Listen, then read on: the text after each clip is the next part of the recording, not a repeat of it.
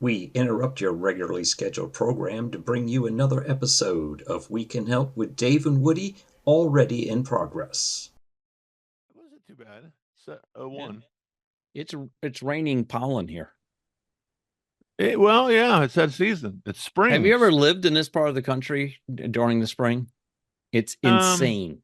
Well, it's no different than here. I mean, It's by far different. No. We have oak pollen. Yeah, okay. The car is coated with it. Ask our expert what the pollen count is where you are today, and then ask her what the pollen count is in Charlotte. Alexa, what is today's pollen count in Middleburg, Florida? Today's pollen count in Middleburg, Florida shows high tree and grass pollen levels. Would you like some tips for dealing with high pollen levels? Do you have a number associated with the pollen level? I don't have a specific number for today's pollen count in Middleburg. Would you like me to check for more current information? Can you give us information on the pollen count in the greater Charlotte, North Carolina area?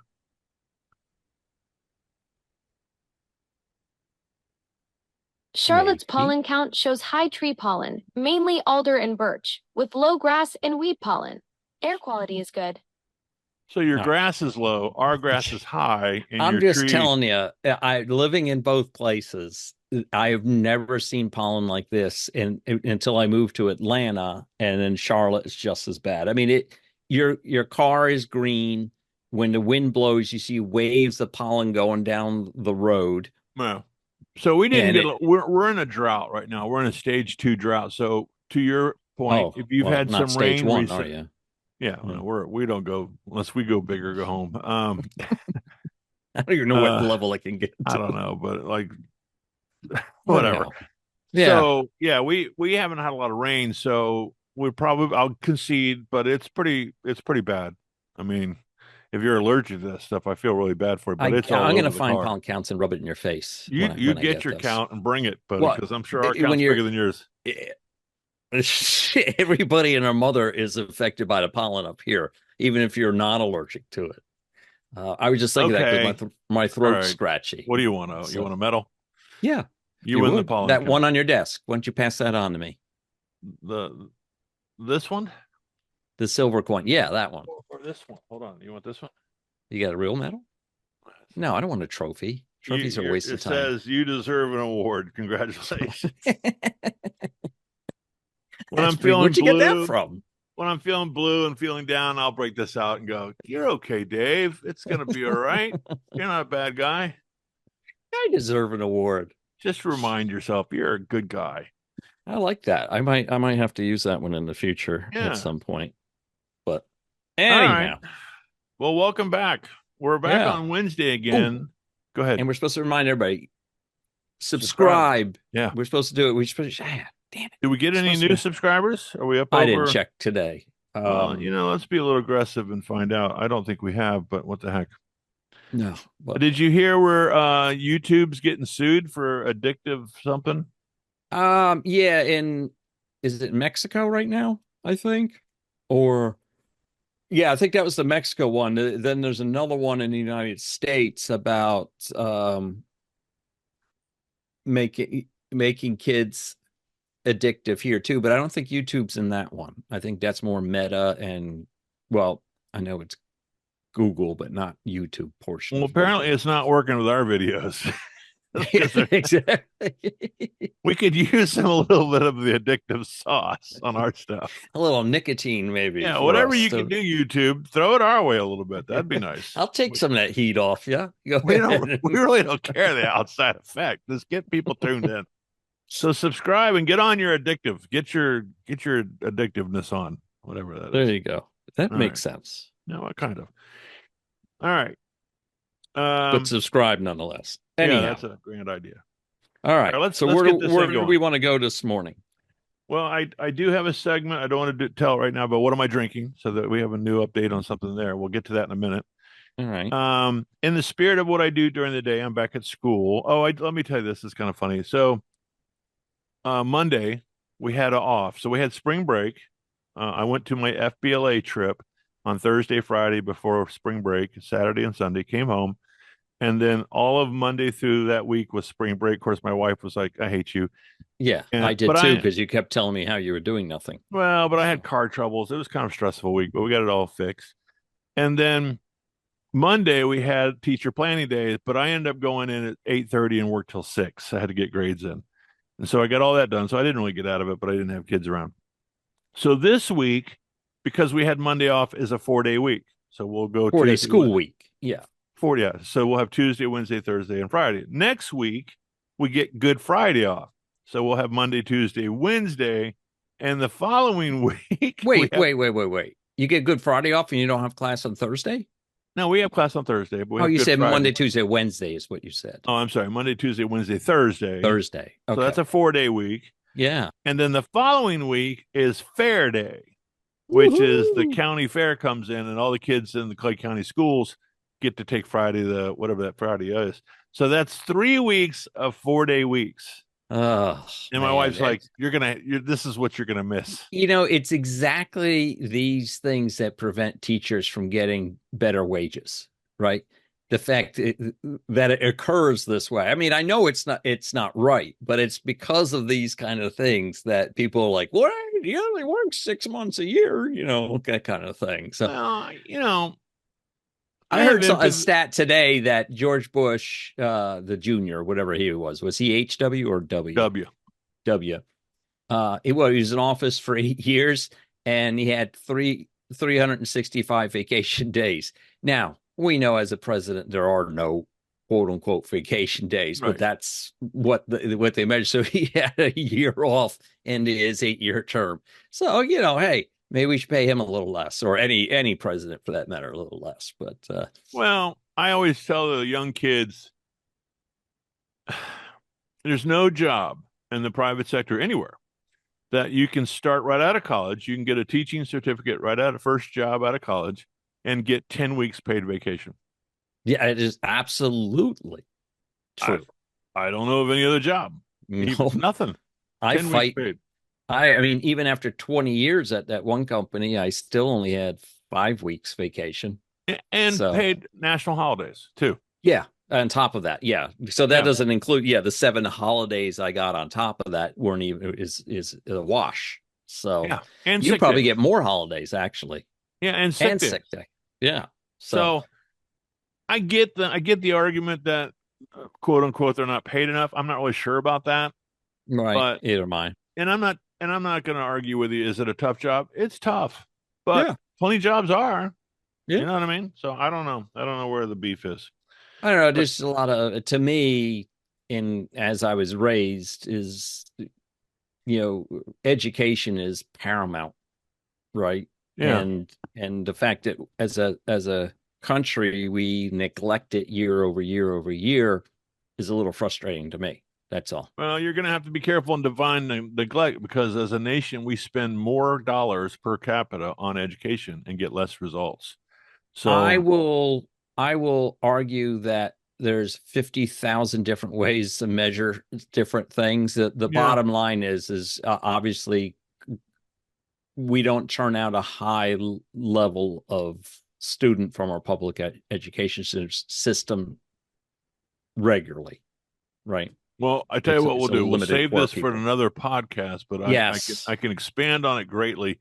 And what I went through today, without giving too many details, I could make a case for not wanting to do it. Well, there's parts of my job that are very, very frustrating. But I thanked my team this past week. I said, thank you for making my job easy. And they said, well, in what regard? I said, none of this little things, drama. I mean, we work, and the only drama we have is how to do certain things. It's not she said, he said, and any of that stuff going on. Yeah, so I said, I thank you. Yes, exactly. I said, I thank you immensely for that, because as a manager, that's just a horror story to have to deal with. That consumes your day as soon as something like that arises, because then the HR is in and then management's in, and that's all you talk about for 5 days, at nauseum about how to handle it. Yeah. So, at what point is this productive? Yeah. Exactly. Right. Yeah. We're not getting anything done. So I thanked my crew for that. Well, speaking about jobs, Yeah. So I'm doing a little reading this week, and there was an article that was out today, two articles. One of them's called Meta Begins Laying Off Hundreds of Employees Across I 5 think they said Divisions. 1,000. I think is what it came. I read this today, but again, numbers are numbers, right? Who knows the real number? Yeah, and so this is Meta. If you're not aware of this, is Facebook and Instagram and the other stuff that they own. Data centers. Yeah. So Mr. Zuckerberg, this is just like a brief quote from me. He says AI is going to make a significant impact on the business in 2026. We're starting to see projects. Ooh, that's going out on a limb with that prognosis, huh? Yeah. We're starting to see projects that used to require big teams now be accomplished by a single talented person. And so I think that Mr. Elon really put this in motion when he bought Twitter and eliminated 80% of the staff. People were like, how could you do that? And he says, well, it turns out, well, his was a little bit politically driven. He says, when you don't need all these people trying to silence people's speech, turns out you don't need 80% of the employees. It doesn't take that many people to run a tech company. And he did hire a large portion back in some teams, pieces. Yeah. But yeah. The point is, you know, if you, like to what you said, if you got people working on all 6 cylinders or 8 cylinders, whatever your engine is, then you can get a lot more done. And then add this AI component to it. We're seeing a lot of this. And so there was a second article, a story by Himani Edwira. Oh, yeah. You know Himani? No, not at all. Okay. I assume it's a chick. I don't know. Himani Edwira. Bill Gates says only these jobs are safe from AI takeover. And so he gave a list of 3 jobs, but I thought it was interesting to hone in on the jobs he said that were toast. He said jobs podcasting. Yeah. Well, jobs already standing on shaky ground. So let's go through some of these. Well, I'd be curious about this. Yeah. Okay. Technical writers, right off the top. I see it. We're working through some of that internally because I have to write a lot of the technical documentation for my team, and I'm using AI more and more. You're going to cut yourself out of a job. All right. Ticket agents and travel agents. Hasn't that been the case since the internet came on board? Remember that was the big Expedia started and all that. They're like, oh, we'll never need traveling. All right. They just find a different way to fill. Well, you think about it, like when you fly, Sheila's my kind of fly person that I go with. She's got all the ticket stubs on the phone. I mean, on your phone. Right. And so when you go through an airport, you're just scanning stuff, and you're picking stuff. You can find the discount. I get whether, but now they're saying, hey, like if we travel to, like when we go to a foreign country, we generally use a travel agent because they know where to go and what tour companies to use and what you probably want to see. And Grant, I think, you could probably start generating that from AI. But I'll let me interrupt one thing here. And that is, so I used AI last week to pick my NCAA bracket, right? But it didn't for my neighborhood one. And they're all calling me cheater now. But did it do better than yours and mine last time? I'm in second place, and I've never been that high before after the first 2 rounds. But I will say this, it didn't pick the games for me. I was putting in select games and stuff. And what it would do every time, it says, well, if this team needs to do this to win, and this team needs to do this to win, but blah, blah, blah, blah, blah, this might be right for an upset or blah, blah, blah. You still had to make the choice. It wasn't willing to. Granted, I guess I could have forced it to pick something for me if I said, just with this much risk, doing the whole bracket for me, but I didn't. I kind of did it game by game. But I will say Copilot, which is Microsoft's one, and ChatGPT both picked the same Final Four. So interesting. Remember that movie, the guy, the A's, the Oakland A's? With the numbers, Moneyball. They ran the numbers. Yeah. Moneyball. What was it called? Moneyball. Yep. Yeah, I like that one. Next one, editors. Makes sense. Telemarketers. So I guess telemarketers will be replaced by bot. What do you call those things?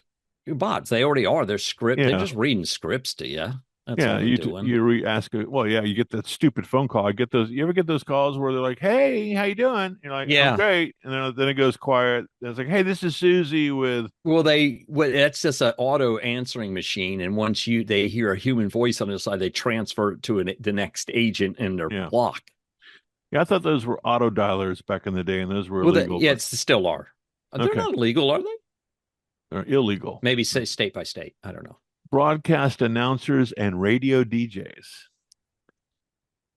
Think about my friend radio DJs have been on decline for quite some time. Well, so I used to listen to the Jazz 103.1 in Winter Park, and they went to you were their listener. No, it was a great station. They went to that automated format that they could buy a subscription for, basically, and it was all one guy doing it all. Kind of like Muzak in the elevators, right? Yeah, and then there's no reason now with everything being on a computer. There's no discs to load or commercials to load. Yeah. They could program it out for 2, 4, 7 days in advance. Yeah, and a lot of these places will pre-record the DJ's drops and insert them. Well, my friend Mike Sella, he owns a company called Clay Radio online, clayradio.com, and it's not simulcast, it's streaming on internet. So it's not even. I told him, I said, look, don't go radio. You're gonna spend a bunch of money for a signal. Go stream live on the internet. A lot of people are buying the old AM stations and using them to broadcast locally and then syndicate the show out on streaming. Yeah. Well, he may do that before it's over. But anyway, so mathematicians, that's kind of weird. I guess you're not going to need someone to crunch the numbers. Well, hold on a second here. I got something. I had this news item I was going to bring. This is not planned, folks. But Gerd Faltings is awarded this year's Abel Prize, which is the mathematics equivalent of the Nobel Prize. And so he came up with proving the Mordell conjecture, which was a 1922 theorem suggesting increasingly complex equations produce fewer rational solutions. I've been saying that for years. Really? Well, why didn't you ever take that to the next level? Because no one would really listen to me. I was like, they considered it unsolvable. They did consider it unsolvable at the time. So what he did is, if you took a curves equation and it had a variable raised to a power higher than 3, it will contain a finite number of integer or fraction coordinates. See, and I was always working with the system with 4, and then you should have gone to 3 and started there. So what he did, he combined number theory and geometry, as opposed to relying on a more traditional effort known as Diophantine approximation approach. Oh, that's where I messed up then. Yep. Because I never incorporated the Diophantine. I can't even remember it. Diophantine approximation approach. Okay. Alexa, what is a Diophantine approximation? No way. Diophantine approximation is a branch of number theory that studies how well real numbers can be approximated by rational numbers. It's named after the ancient mathematician Diophantus and has applications in transcendental number theory and Diophantine equations. See, that's where I spent a lot of my time, was transcendental. I read that in something I got, and I'm like, oh, I got to try and translate this to the podcast. Numbers like pi and e. Okay, stop, Alexa, stop. Alexa, we're faking. Stop, please. We're faking. She's like, oh, this guy's smarter than I thought he was. Holy cow. We could be friends. There's no way we're getting rid of mathematicians. Stuff. Who's going to think like that anymore? Exactly. Okay, here's something we can get rid of. Political scientists. I'd love to get rid, not the political scientists. I'd like to get rid of the pundits. Talking heads? Pundits? Yeah, pundits. Yeah. So do you think the political scientists are kind of like editors, aren't they? I mean, you're taking... I don't know. What does a political scientist do? I'm not really sure. I think it's the guy who... Ask Alexa. Okay. Alexa, what is the true role of a political scientist? Political science is a complex field that systematically studies power, governance, and political behavior. It examines political systems, analyses decision-making processes, and explores how authority is exercised across societies. Political scientists use both qualitative and quantitative methods to understand voting patterns, policy impacts, and international relations. Okay. Alexa, stop. So they're the ones who run your campaigns. Well, but they're doing the quantitative analysis. So I could see that part of it where they're saying these people vote under this, demographic. This is how you need to lie in order to get elected. Well, but that's a little bit different. But anyway, okay. Interpreters and translators. So I use this all the time. Yes, I agree. My wife uses what they call interpreter on a stick. But it's a real human. So when they have a patient who doesn't speak English, they have basically like what am I trying to think? Like when you walk around the hospital with an IV bag, those roller stands. It's basically a roller stand with an iPad on it, and they dial up somebody who speaks that like language. A person. Yeah, and they talk. But she does use her phone a lot to translate when someone she just doesn't have time to get what they use that service. So you can do Google Translate. I do that all the time. Yeah. All right. Let's see. Advertising sales agents. I guess that's that bot kind of. They'll call in to somebody and say, "Hey, listen, this is our show," and I don't know. CNC tool programmers. Thought you'd like this one. So, I from a programming standpoint, you still got to, I guess it goes to change the bits. It could all be robotics. Yeah, but you still got to take somewhere. I guess I kind of think the only way to tell the CNC what to do is to tell it you download a program into it, which is from CAD, but I don't know. That seems a little far-fetched there. Okay, news analysts, reporters, and journalists. Oh boy, that'd be nice. But think of anything that's written, they're gonna. But then, how do you cover a breaking story? Because AI is looking for historical data. But no, everybody's posting it on Facebook and everything else. So it's just devouring it. Yeah, it's devouring that as it occurs. But the only problem there is, and it's what I laugh about on here all the time, is that people pervert the system all the time. People are going to create fake news events with these AI news agents to start spouting out like Jacksonville's, engulfed in 20-foot inferno, and enough people start reporting that and making images of it. Boom, it's on the news. Every day is going to be War of the Worlds with right. Hitler's found. Idea. They found Hitler, and That's here's Elvis. Elvis and Hitler. Elvis and Hitler are on Epstein Island is where they've been this whole time, right? So it'll be okay. We're on that. Right. Make a note. We're going to do that. Farm and home management educators. I don't know what that is. Business teachers, post-secondary. Whoops, I'm out of a job. News has it. I'm out of a job anyway. Host and hostesses. This annoys me. You're going downhill fast. So you've been to a restaurant before where you have to sign in. So you get there and it usually says wait to be seated, but there's a little station with a kiosk. So you sign in, and then you're just standing there, and all of a sudden it goes table, waiting for Dave, and it announces, and then it lights up at the table where you are. Get out of here. It's the worst. I'm like, I don't want to eat here. This is not a good system. I don't like it. Where was this? Do you remember? It's a local breakfast place that's incorporated here in town, not a corporate. They're corporate. I know what you're saying. Like it's somewhat of a. That's awful. Yeah, it's not good. And then that bus guy, he comes up to the station, but he's grabbing like silverware and set and stuff, and he's bussing stuff at the same time. I'm like, can't you just talk to us? Can't you just talk to us? And say something? I thought you said the bus driver. I'm like, no, the bus guy. All right, let's keep going. Hold on. So we got hosted public relations specialist, concierge. That's kind of like your travel agent. They're going to be gone. Brokerage clerks. I already do trading without a broker. Some of this stuff is already gone. But proofreaders and copy markers. Writers and authors. Costanza? Huh? George Costanza. Remember you did that? You just sent me that one this week. Wasn't that you who sent that? I sent you the one about him being the cleaning lady. Yeah, he was a cop. He was a Proofreader. Whatever they call proofreader. Was that wrong?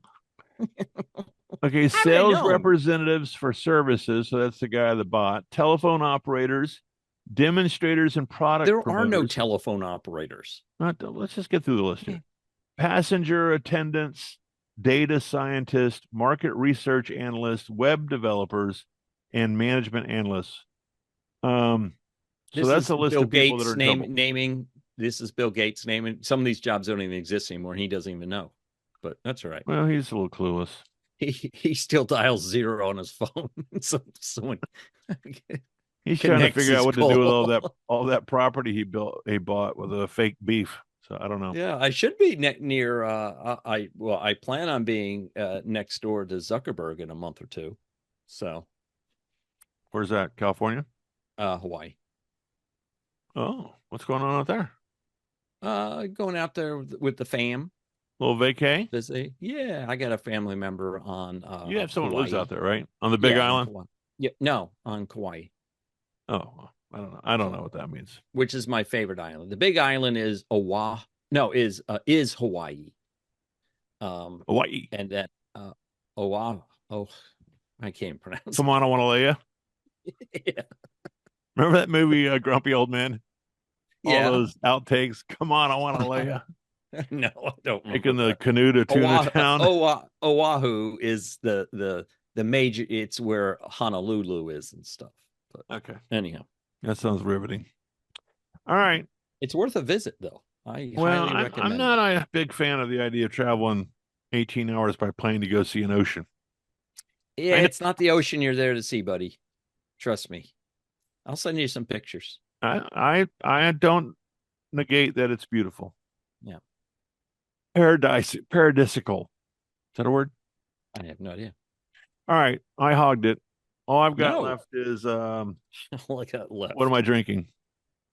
All right. Well, let me see. We'll do two little things here because I thought they were kind of funny. God, I can't think of the guy's name. Who's the one who sang 8675309? Jenny. Yeah. Remember we were talking about that a few weeks ago? Yeah, that's one of the greatest stories ever. Oh, about our friend who would every 4 to 5 months would call that guy. Hey, is Jenny home? Hold on. Come on. I hate this. I got to get rid of this app. Every time I want to use the Google, it puts that little thing on top. Who's saying 86793 whatever? 8675309. The song 8675309 Tommy featuring the phone number. Tommy Tootin. Was released by Tommy. Yeah, there we go. Anyhow, Two-tones. Tommy so Two-tone. now, which I read the article and it really didn't explain to me, but it now connects you to cancer support hotline. And so Should we call it? What area code? You can't tell me they hit every area code with that number. I was looking through the story and it never mentioned that part. But anyhow, Tommy Two-Tones there. Who's that? Has had some issues, family, people with cancer and stuff. So he decided that number. What is the number? 8675309. Okay, we're calling 904. Dial the area code plus phone number.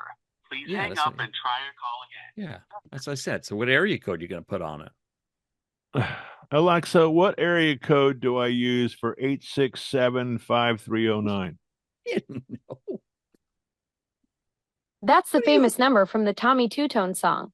As of March 2026, area code 272 in northeastern Pennsylvania is using 867-5309 for a cancer support helpline. There you go. There you go. All right, we're not going to call them. 272. There you go. So anyhow, I thought that was a little, since we had talked about that a couple weeks ago, I thought that was a little interesting story. It's one of the greatest pranks. For those who didn't listen to that show, we have a friend who him and another buddy would randomly call this number. The guy had the number. And I don't think, from the sounds of it, I don't think the guy knew the genesis of why they were calling and asking for Jenny, other than I know, which makes it hilarious because the guy would get so upset. I've told you there is no Jenny at this line. The essence of the prank phone call was the person it was so stupid. Right. Only the people that were delivering it got the kick out of it, but the poor guy on the other end of it had no clue what was going on. So I was just one of these things. They would be bored, and then we're like, "Oh, we haven't called just so and so in a while." When we were kids, this is how stupid we were. There was a family named Nixon, and I went to school with them. They're kids, and we used to call us. No, we weren't as old as what we're talking about. We were like kids. Right. And I remember calling the Nixon household one day, and I go, "Hey, Watergate, what gives?" And they were like, "Shut up! Quit calling us."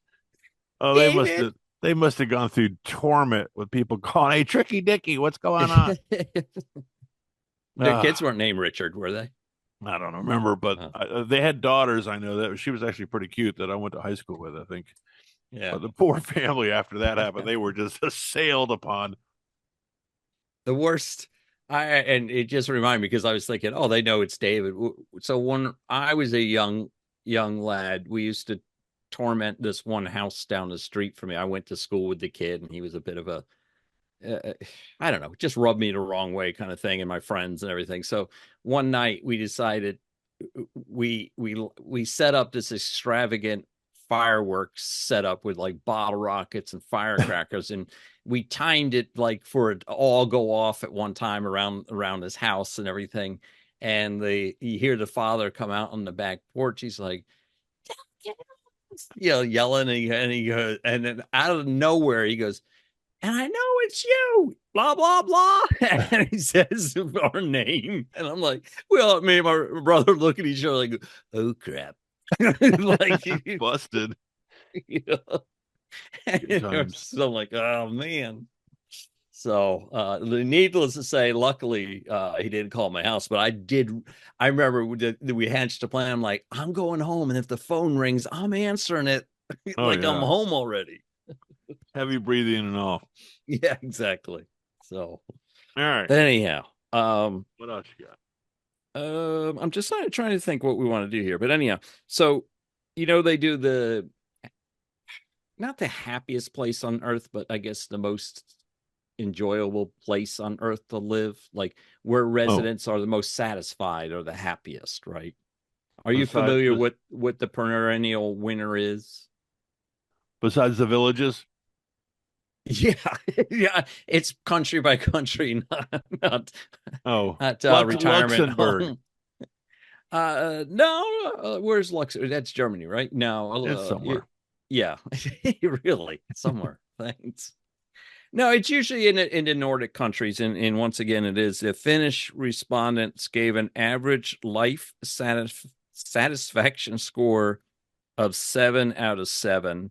And you want to take a swag at the worst? The worst place to live? Satisfaction wise.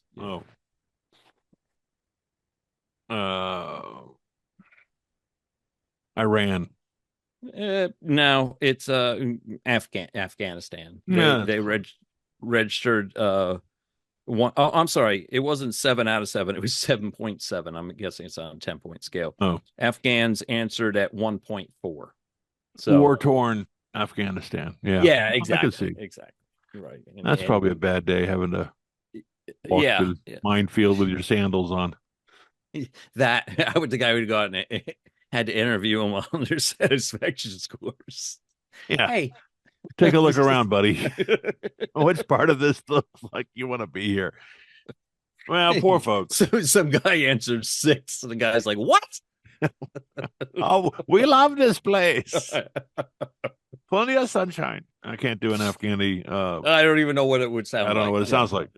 Right. It's all right. Anyhow, well, let's not try to do that.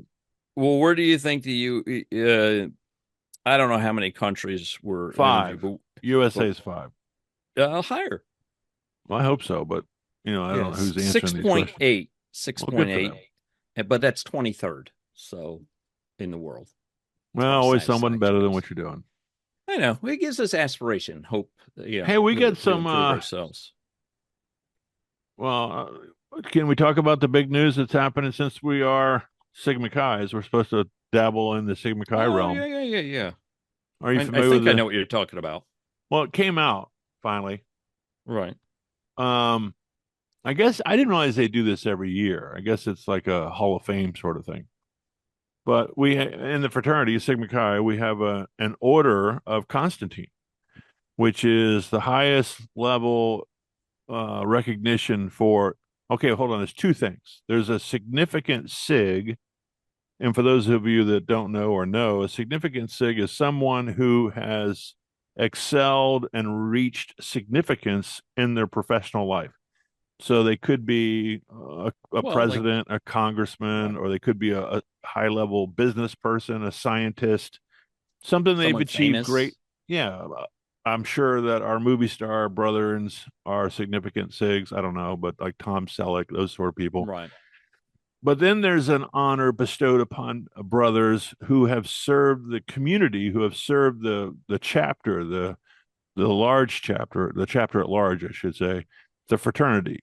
And that's internal to the fraternity, and we call that the Order of Constantine.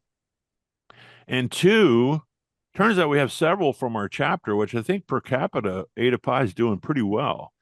I think without missing some, which I'm sure it will, Joe G is one. I think, oh gosh, John Rankin is one. I know Dave Lawton turns out to be one. He's in my pledge class. Yeah, and then Mark Jackson is one. Oh, right. And several from our chapter, but newly installed. Me or you? Huh? Me or you? No. Oh. Well, apparently we were on the ballot. Yeah, right. But we didn't carry the votes. Yeah. But I don't. Should we go in alphabetical order? Yeah. So Alan, last name, first name, or last name, first Alan name. Fidello and Tim Melnick have been installed. Congratulations, in the guys. class. Yeah, the Order of Constantine.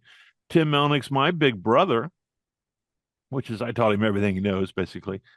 And then Alan Fidello, of course, both of them served as consuls, which is our chapter president. And I don't think I was a member under Melnick. Maybe you were.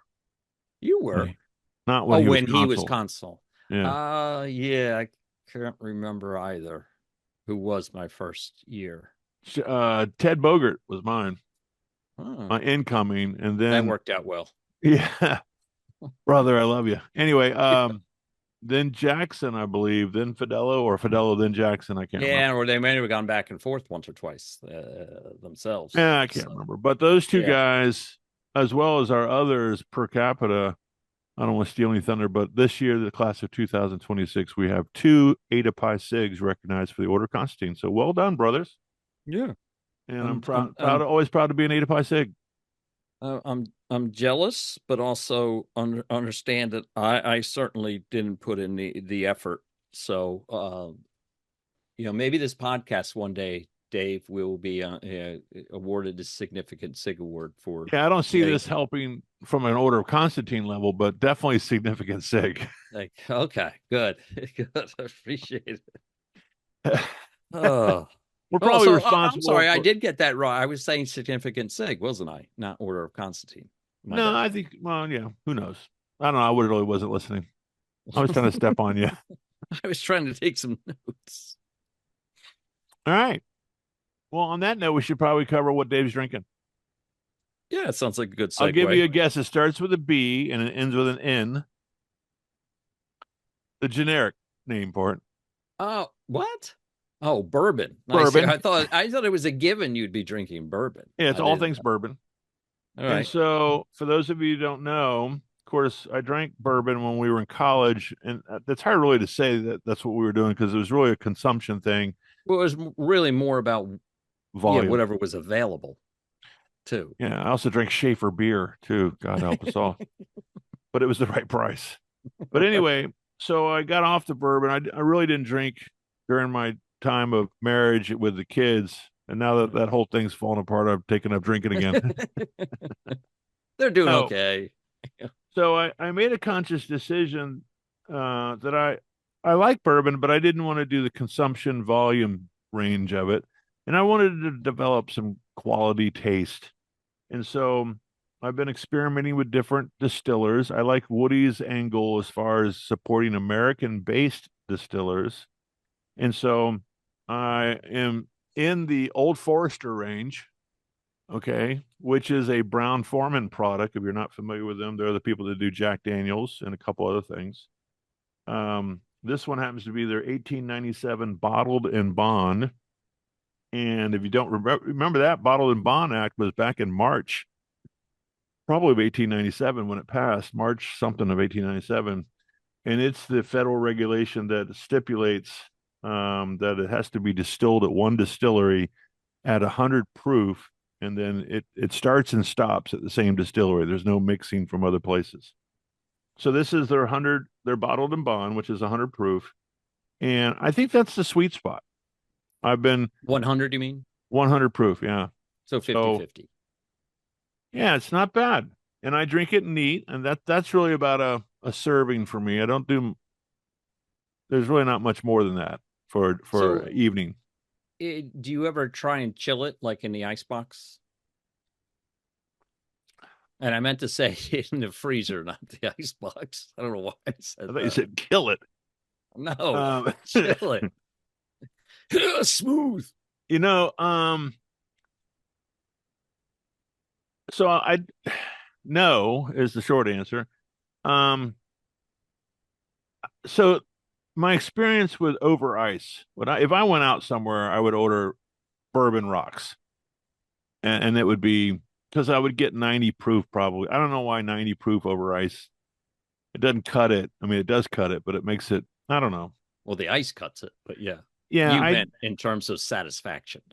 Yeah, I like the 100 proof, and I like it neat at room temperature because I think it gives a warmth to it. They call it a Kentucky hug, which is that kind of that's cute warm feeling you get in your esophagus when it goes down, as it's killing the bacteria in your liver. Well, that's why I drink it for medicinal reasons, personally. Well, that's what Old Forester was all about. It had the I'm sure the original, it was snake oil of its time, right? Well, it had the medicinal license during Prohibition, so it was the only distillery that could sell it during Prohibition.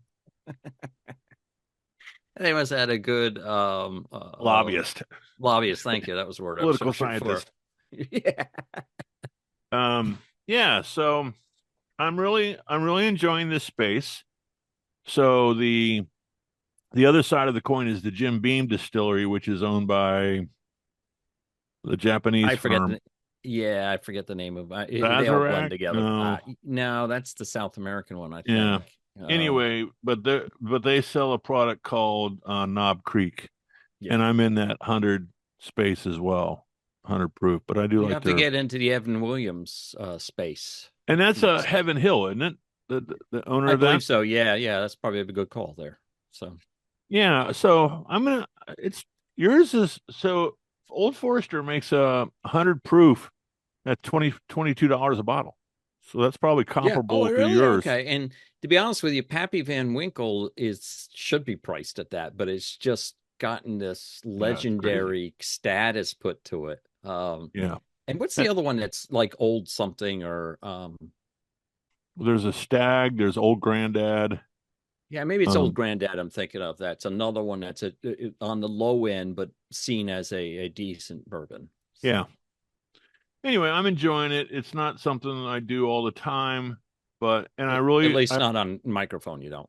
Well, and I like the fact that that's what we're talking about. The other night now, I had 2 of these when I was having a cigar. For those listening, Dave's holding up what amounts to a pint glass of bourbon. Yes, a pint. It's just a taste. Usually you drink lager out of it, but it's really it holds a sufficient amount of bourbon, is what I found. He's got big hands, and it makes his glasses all look small. Yeah, a pint. Now, I don't know. I think that would be a recipe to go to the hospital. Yeah, definitely. You're going to be in really good health. Well, I don't know. The night of the Sigma Chi 50th anniversary, we probably got close to a pint. Oh man, I missed that portion of the evening. I do regret that. Thanks for inviting me, Dave. Thanks for rigging us up and letting us know. Yeah, I think that's the secret for lots of voicemails. So we won't. Thank you for still picking me up to go to the airport the next morning. So. Oh, when I chewed out the McDonald's staff. Yeah, the drive-through. Hey, well, it's time to say goodnight, buddy. Believe it or not. Gosh, it all happens so fast, It's just so much fun. Some nights seems like it drags on forever, and probably does to our listeners as well. But tonight, well, if you suffer from insomnia, I always say listen to our show. Yeah, it helps tremendously. All right, wherever you listen to a podcast, Spreaker, iHeartRadio, Spotify, whatever. Someone named a new one and asked me, and I should remember. Yeah, we don't do Apple though, because those are communists. Yeah, they want to charge you for us to make content for them. Yeah, that makes sense. And then, of course, subscriber over on YouTube to do the right thing. Just do it all. I don't know what their problem is. Just push the button. We're not even asking you to do anything. Just mash a button. All right, well, let's get out of here. You ready? All right. Yep. Hold on, I got to figure out how to stop this. Yeah, now here he goes. Now he moved the button. Anyhow, folks, have a good night. Wait a second. Oh, crud. It moved the button again. Okay, here we go. Later. All right. Peace out. Bye.